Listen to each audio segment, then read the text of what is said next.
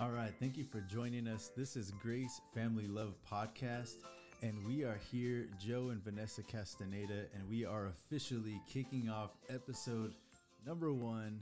So we're excited to be here with you guys. We're excited that you decided to join us.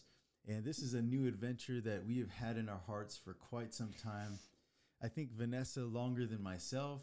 However, we're in it together, and I'm just so excited. How do you feel about episode number 1? Well, I'm excited that you guys are here. I'm excited that you guys even just click on the button and that you guys are going to be joining us, hopefully, for the whole entire journey. I hope that you guys are having a good week, and we're excited for you guys to be here. For reals. So excited. Yeah, I never thought that I would do something like this, but here we are. And we really believe that together we can really help and reach out to a demographic of people that otherwise, without these means, we would have never been able to reach before. But we've always had it in our heart to do something good, to do something and reach for a goal that was bigger than ourselves. So thank God, thank family and friends, thank the support that we've had to get us this far. And we just feel like we've had so much help along the way that it's our turn to give back. And this is the best way that we could put together in our minds to go ahead and do that. So Grace Family Love Podcast, can you tell us a little bit about how it came to be? Yeah, so I think the biggest question in my mind was these questions. How many people in the world, how many people are struggling every single day? How many are having a hard time, with divorces and having a blended family and in a marriage and with work and just living life? How many people feel alone right now? Like, if you can count how many times this week you felt discouraged, that's why we are starting this podcast, because of that, because of the discouragement, because of the lack of happiness and joy in people's lives, and the fact that people feel alone. And we don't want you to feel alone. We don't want you to give up. We don't want you to think that that's it. There's nothing else to do but just to give up. And one of the things that God had put in my heart was that his people need encouragement. His people need to know that they are loved. His people need to know that there is hope, and that his plans for you are not of destruction, but they are of purpose and of love and of just so many great and good things. But there has to be a way into your heart. And sometimes we're so blocked from just even accepting what God has for us that the only people we will listen to is maybe another human being. So then that's where we step in, and that's where we come in. And we really hope that you just kind of follow along with us in this journey. And our goal is to, as a couple here with us, we have a blended family, and our goal is to really reach out to everybody that would be listening. And when Vanessa says, how many times do we feel alone, or how many people feel alone, that doesn't mean that you're physically alone. But it could also mean that you could be in a room filled with people, but feel like you're the only one that's going through what you're going through. You're the only one that understands your situation. You're the only one that is going through and feeling all these things, and nobody even cares to listen. Nobody cares to understand. Nobody cares to stop from their busy day and just ask you how you're doing. So this is us checking in with you. And our goal in this podcast is just to know that we are all broken people, and that's God's specialty. Is he specializes in broken people. So how do we broken people make this thing work? And so for us here to just be in front of you is a perfect example of how broken people can make it work. Yes. So as we kind of go throughout this thing, I really hope that you would just engage with us, that you would hear something that resonates with you. And so today, kind of walk us through in our own relationship, and going through what it is that people are experiencing right now in this time. And everybody's busy. Everybody's getting on to the next thing. Everybody's rushing through it. What about you as a wife? What about you as a husband? What about your kids? Where is everybody else falling when you are just so focused on not drowning? Where is everybody else falling when you're so pushed to do the next big thing? Or to make everybody believe that your life is great, that everything is perfect. And if for one moment you show weakness, then you're just a terrible mother or a terrible father or a terrible parent. You know, and that's something that we've gone through, and many times go through still, or we just get the help that we need to be able to help us get through that moment. And so now those times that we do kind of struggle, it doesn't turn into a week. It doesn't turn into a month. It doesn't turn into months. You know, it doesn't turn into something more than the situation right at hand. And so we want to be that help for you. We want to be that support. And so when you reach out to us, we also want to be there for you. And I think that one of the things that you can expect from every podcast that you will be listening from us is the means to just be able to stop surviving and start thriving in your life. If you don't feel that from our podcast, please email us. Please send us a message on Instagram, because that is our goal. And we want to make sure that when you finish listening to our podcast, you can say, okay, I'm not giving up today, and I think I can do this. I think that it's going to be okay, because that's going to be our goal for you guys. So we wanted to talk to you guys a little bit about how does God specialize in broken people? And because sometimes we get it wrong, and a lot of the times we kind of create this box of Christianity, and we feel like if you are not perfect, then you don't fit in this box. If you look like a certain type, you don't fit in this box. God doesn't love you. God's not there for you. If you're not perfect, you can't pray. He's not going to listen to you. You know, so here you go. All of what is God, you know, hope and love and grace and patience. How can you hold on to that or grab some from him if you feel like I can't even go to him because he's not going to accept me? Like, I'm not perfect. I don't even go to church. Like, how the heck does he even know I exist? I'm alive. But we are perfect examples that even in our like brokenness, he was already planning our lives. He was already planning out this moment, even that we are here talking about our testimony with you. We've been married for 14 years. And like he said, we came from a blended family. I had a child before I met my husband. I wasn't married. I had my child at 17 years old.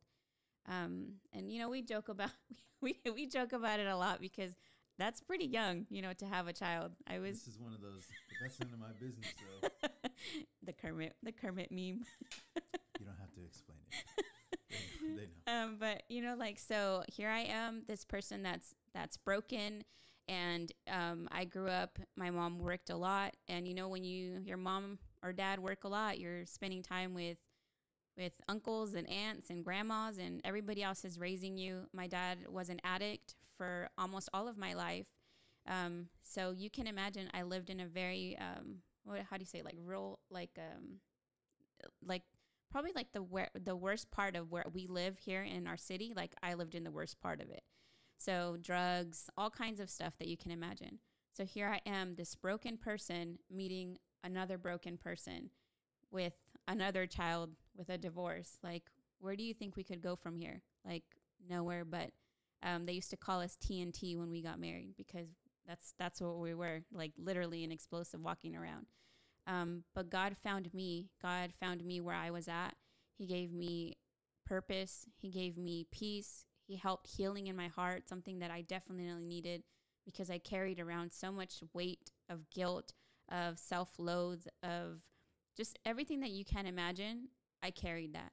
Depression, anxiety, suicidal thoughts. I carried all of that. And here we are, 14 years later. We have 4 kids. And, you know, by God's grace, like, he specialized in healing me. And I'm not done yet, but he's done a pretty good job. I'm pretty amazed.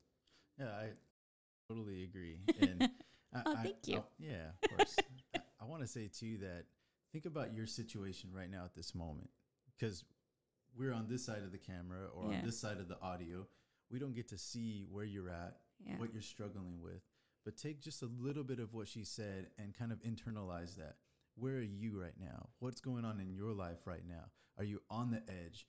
What is happening in your life that's gotten you to the point to where you're at? So why I ask that is because each one of us has a story. Each one of us has our threshold and our tipping point.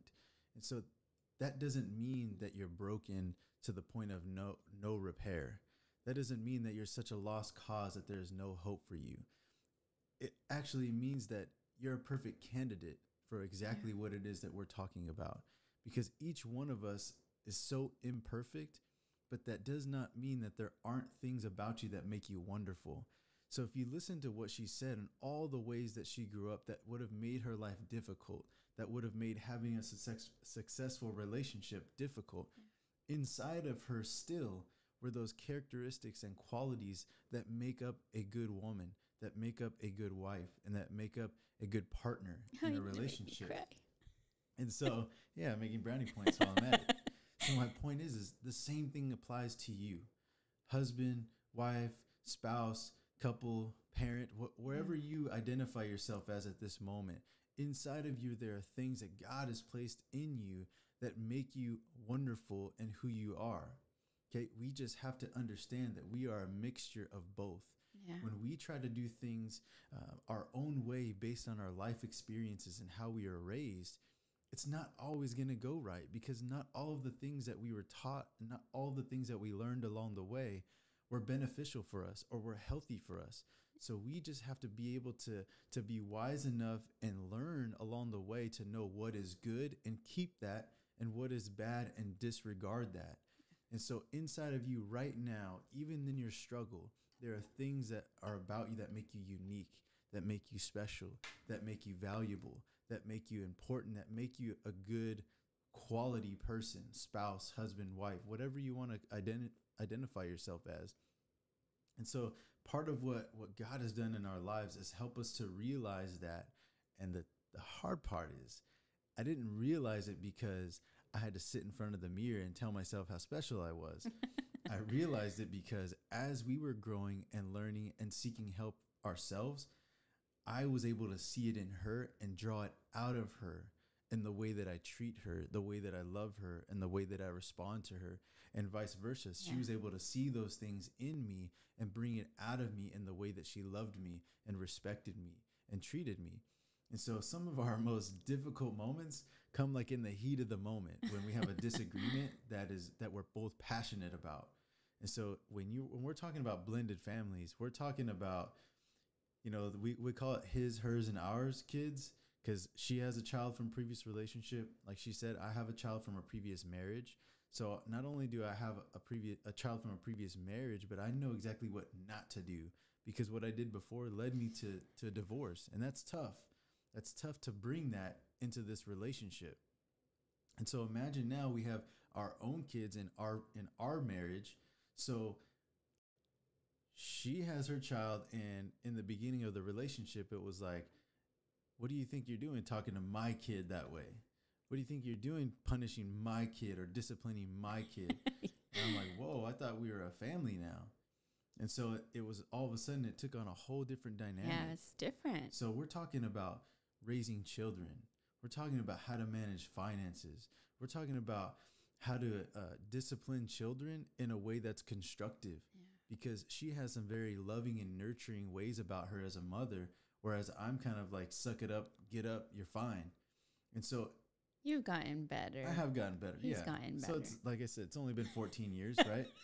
But my point is that doesn't just apply to our kids. Yeah. This is all the kids. All the kids, I'm like, you're fine, get up, keep moving.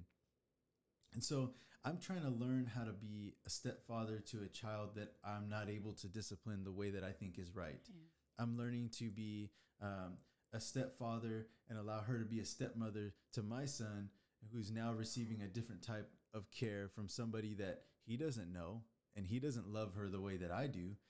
He doesn't have a choice. She's now part of the family. Yeah. And then I'm also trying to learn how to be a father to our new kids and not totally mess things up. And so there's just so much going on. I can't stress enough how important it is to really get the help. Yeah. And not spend as much time blaming each other as much as trying to learn about yourself and who you are and where you are and how to make those improvements. Because I'm pretty sure, right? Like, I got way farther with you when I started making sure that I improved myself. Yeah. So a little backstory. He didn't really talk much about it. I think he's just trying to avoid it. But just like I talked a little bit about my childhood, his childhood was I was gonna save it because kind of like a highlight. Since you stayed with us for this long, you can't. No. So his childhood, I'm like, his mom and his dad better not be listening. They're like, just like, They're gonna be listening. So why don't I tell it so I can give you the filtered version? Yeah, I'll let him give you the filtered version. No, I think it's better, right? that we're able to share ourselves about what we went through. And so we have a very interesting mixture in that she grew up in a very religious home, okay? Religious meaning the legalistic structure of religion. Super religious. Without the grace, love, and forgiveness part, okay, which can be devastating, okay? However, her parents stayed married, okay? In spite of all the hardships that they had and what they went through, they stayed together, okay? So on my end, I come from a broken home, okay? My parents divorced when I was somewhere around 7 years old. Okay, I had a younger sister. Well, I have a younger sister, okay? So at that time, she was about maybe 4. And so because of that, it was going back and forth between parents' homes. It was receiving different kinds of love. It was being placed in different environments, being that I didn't have as much of the double parent supervision. So I found myself in places that I had no business being. I was in the care of people that sometimes had no business caring for anybody. And so I grew up going through a lot of those types of things. And so because of the fact that I was left in this vulnerable state, I also became subject to different kinds of abuse, and some psychological, some physical, some sexual. And because of that, that marks you, that damages you as a child. And even more so because I didn't talk about it. I didn't ever find somebody and say, hey, I think I need to tell you about something that happened to me because I don't think that it was right. I didn't do any of that. I just internalized everything. I made sarcastic jokes about everything. I was kind of clowning around all the time, and I just wanted to hang out with my friends and play video games.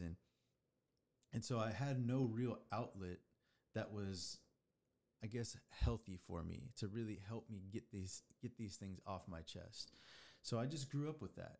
And when you grow up with stuff like that, just like many of maybe that are listening, you take your life's experiences and you kind of make the best of it that you can. And then we just push forward and you move forward. And ultimately I ended up, joining the military. As soon as I graduated high school, about, I would say less than a month later, I was gone. And so now if you take all those balled up emotions and that kind of morphed into this rage and anger and frustration, and you put this kid in an environment where now you're getting praised for that, for being angry, violent, and, and lashing out. And they actually help you train and channel that, man, that's great for me in the military. It really helped me be successful. And I think I was probably, of course I'm saying it myself, I was a good soldier. I was the kind of soldier that you want to be with, that you want to have on your team, that you want to be around. Getting out of the military now. That's a whole other story. Coming together in this relationship, those things that made me successful in the military were really, really difficult to overcome in a new relationship. It was tough. Just a little bit. It was tough. Just a little bit. So I hope somewhere along the line, you guys, I hope you're not jabbing each other with elbows and saying, see, but instead realizing that it's okay. Yeah. It's okay if you don't have it figured out. How many years do we spend in school getting educated? Okay, we won't get into the system, but getting educated, right? If you started early, maybe 12, 13 years, if you count to 12th grade and maybe pre-K. If you go to college, okay, maybe about 16 years. And that's so that we can learn to be a functioning, contributing member of society and have a quote unquote career that will ultimately get us to retirement. Okay. How often or how much time do we spend talking about how to be in a relationship? How to be a parent. How to be faithful. How to be committed to your partner. Zero, I would dare to say. And so we think that love is enough. We think that it's just, a bunch of feelings because she gives me butterflies. Oh, it's For going to the last first forever. 2 years. Yeah. So the first year, it's like war zone, trying to figure out, how to live together as a married couple. And it's really difficult, and then before you know it, she's watching soap operas and you're They're knocked K-dramas, they're not soap operas. out. Or K-dramas, and she's watching these guys do all these things that only another woman would probably do. And we're knocked out, because we're dead tired from working hard. And she's looking at you snoring away, and she's looking at these guys that are chiseled out of stone, bringing flowers and chocolates, opening car doors, and yeah, bringing umbrellas when it's raining. You don't even know. She's looking at you like wanting to smother you with a pillow. And then, I don't know. I can keep going forever. And just a side note real quick. Has it ever happened to you guys? She wakes up and she's mad at you for no reason. And you're like, what did I do? And she's like, well, in my dream, you cheated on me. And she's like mad at you the whole day. And you're like, but it was a dream. We're very special. So those are some of the things, right, that we go through. Yeah. And we just think that everything's going to be okay. But we have a lot. We have a lot to learn. Yeah, definitely. And I think that's why we kind of just wanted to bring this in a lighter note, just that you're not crazy. You're not crazy for being broken.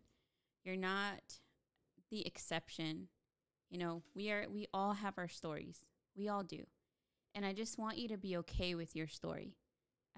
We want you to be okay wherever you're at right now, and just take a deep breath and just say, you know what? It's going to be okay.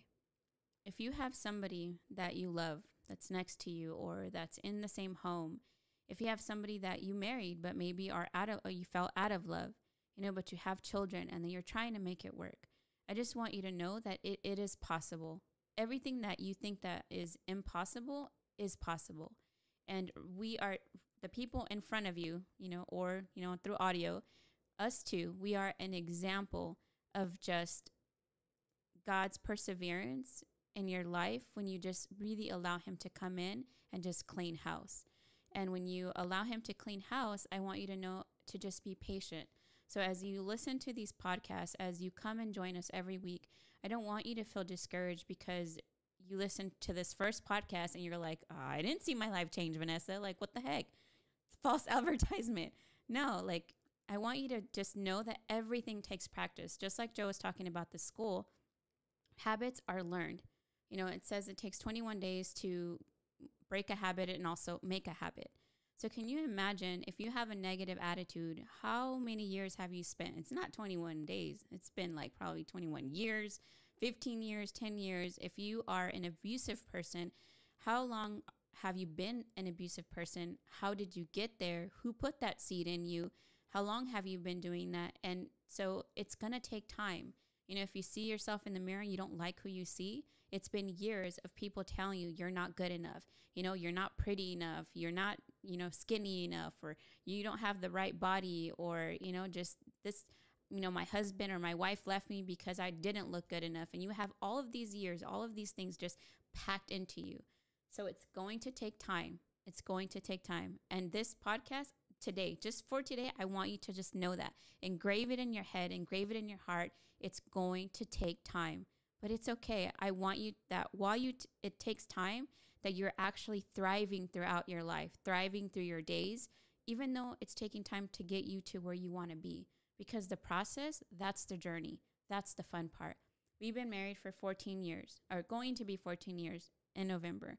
And if I would just have given up in the first 2 years, I would not have my best friend. I would not be sitting in front of you talking to you. I would have given up. I probably would have been dating every other, I don't know, Korean guy trying to find my right K-drama person. I don't know, but seriously, I would just be following something that's not real. He's real. This is real. So what you have in your mind of this idea of what you want your life to be, that's not real. What's real is what's in front of you, what's tangible, what you can feel, who you can hug, who you can kiss, who you can say, I love you to. That is real. So don't get stuck in Satan's lies about your life, about your relationships. Don't get stuck into that. Just focus on what you have in front of you and take little steps, baby steps, and know that God is right by your side, helping and just waiting for you to say, you know what?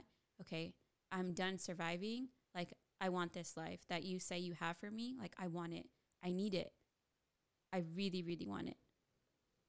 I'd like that if each one of us that are here, right, you guys being in the audience, whoever's listening to our voices could just think for a moment and decide right now that things are going to change. Yeah. And it's not going to start to change because of what you force on your spouse or what you force on your kids.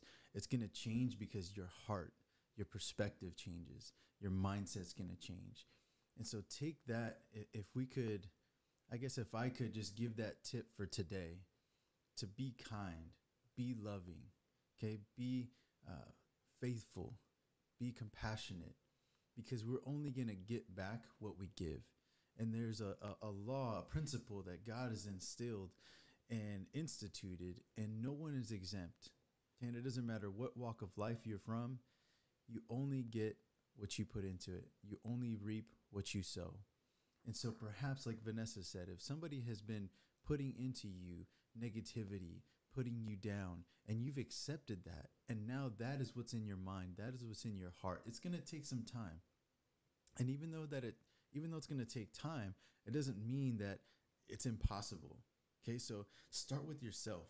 If you're going to be kind and loving, compassionate, start with you. Okay, when you look at yourself, don't focus on all the things that you see wrong. If you're going to work and you're stressed out, don't put yourself down and say, I'm sick of this, I'm tired of this. And I'm speaking to myself at this moment too. You know, each one of us has those battles that we go through, but start with you. Lift yourself up. Okay, be positive with yourself.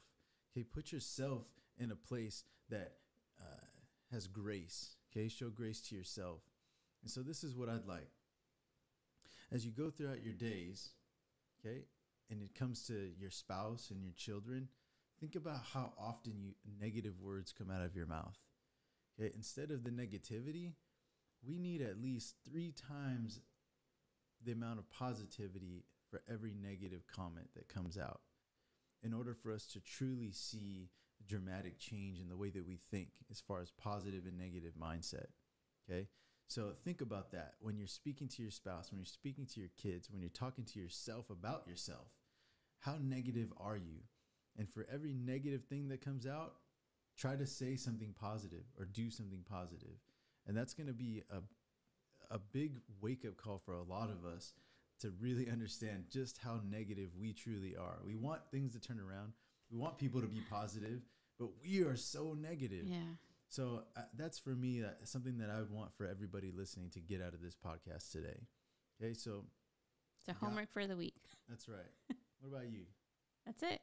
That's probably, to me, that's a start, because in your mind, that's where it all starts. Your mind has such huge control over the way that you're feeling and the way that you're going about things. So if you can start reprogramming your mind into being a positive version of yourself versus a negative version, things are going to start happening, not only the way that you feel, but the way that you just whatever you bring into the home. Because have you ever walked in a place where you're just like, oh, it feels heavy in here? Like, have you really? Like, I'm serious, you know? And it does, because guess what? There's tons of grumpy people. There's tons of people upset. There's tons of just people mad. Or sometimes you walk into, even I've been to places where it's even a funeral, but there is a spirit of like lightness, you know, the presence of God's peace is there. And even though you're in there and it's a moment of sorrow and sadness, you're just like, oh man, like I can handle this. This is going to be okay. And that's what God does when we're able to just take captive our thoughts. God is able to work through it and give us peace. Not too long ago, I'm going to make this short because it's kind of like a long story, but I've been when we decided to do this podcast, I was dealing with a lot of back issues. And this is not the first year. This is going to be like the third year where I'm like on bed rest, sleeping on ice for weeks at a time. And, we decided that, like a couple of days ago, we're like, no, if we have to sit on cushions, it doesn't matter. Like, I'm going to do this. And somebody asked me, like, how can you still be happy? How can you still have peace? And I told her, you know what? I've noticed that when I'm going through a really hard time and I kind of just like cling on to just who God is in my life, I have peace. And that peace that I'm telling you, that even though everything's not figured out, I know that it's going to be okay. And I know that God's going to come through. So when we leave this podcast, we're going to say a prayer for you and hope that wherever you're at, you can just feel God's peace and letting you know that things are going to turn around, that you've started the first step by just even finishing this podcast and listening and knowing that you want God in your life and that you want him to come and start the process of restoration, start the process of redeeming your life, start the process of just miracle, even if it has to be for your marriage, for your life, for your heart, for your health, for whatever it is that you're struggling with right now. So this is what, before we close it off, I want you to know that we do want to interact with you. We want to know how you're doing. We want to know how we can better help and better serve you. And our purpose here is not just to get some self-gratification. Oh, great job, great podcast. You guys are amazing. That's not what we're here for. Yeah. We're here because somebody invested time. Many people invested time, a lot of hours into helping us become who we are and getting us to where we are. A lot of love, a lot of correction, a lot of tough advice and tough love, but also a lot of grace and compassion and just showing us favor and really putting us first in their own lives. And so we had that kind of help. And so that's the kind of help that we want to be for others, because our purpose is to serve, not to be served. Yeah. So reach out to us. We're going to start just putting things up. Once we post this up, you'll be able to see us on all the social media platforms. You can follow us on Twitter at Grace Family Love. And the way that it's spelled is GRACEFAMILYLUV. Okay, at Grace Family Love. And that's going to be for everything. But also, if you want to email us, you can at Grace Family Love. Okay. So for Gmail, it's gracefamilylove@gmail.com. So just like I said, look for us, interact with us, and let us know how we can help you. Yeah. This doesn't do any good if it's just us talking to each other about our own lives. We want to hear from you. We want to know about you, and we want to know how we can reach out and touch the areas that really that you're struggling with. Yeah. So if you have a question, email it to us. If you have a comment to make, look us up and leave us a comment. And so that way we can really know and understand if we are helping. If we're not, how can we better help? And so again, we really just have it in our hearts to serve, to help, and to just love on you right where you're at. And there's nobody that can say that they've got it all figured out. And if it seems like we do, trust me, we don't. If it seems like we're happy and chipper all the time, trust me, we're not. Okay? But It's the coffee. At the same time, if you might think that maybe we're 10 steps ahead of where you are, okay, well, let us walk with you. Okay? Let us walk with you and help you and show you how we got to where we are. We'd love to share that with you. We'd love to walk on the journey with you. And like Vanessa said, we'd love to help walk alongside you so that you can just stop surviving and start thriving. Yeah. All right, guys. So we're going to close this off with a quick prayer real quick. Lord, we just come before you in this moment.